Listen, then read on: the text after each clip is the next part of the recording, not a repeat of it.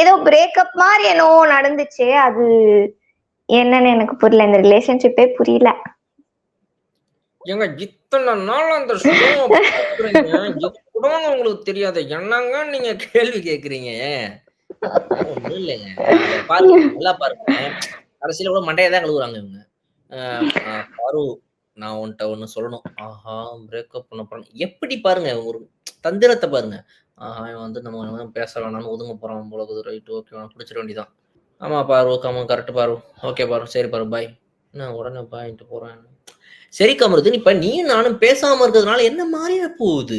மாறாது. எனக்கு வந்து என்னுடைய கேம் ஸ்டைலே அதுதான். எவனா ஒருத்தனை நாசமாக்கி, அசிங்கப்படுத்தி, அவமானப்படுத்தி, அவன வந்து கேவலப்படுத்தி, என்னோட சேர்த்து 2 பேரும் சாக்கடையில விடுவதுதான் என் கேம். அப்ப நான் யார புடிச்சு இதுக்கப்புறம் கமருதீன் 69வது நாள் கமருதீன். இப்ப வந்து நீ என்ன விட்டுட்டு போனா, இதுக்கப்புறம் நான் இந்த 31 நாள்ல யார புடிச்சு சாக்கடையில தள்ள ஆள் தேடுவேன்?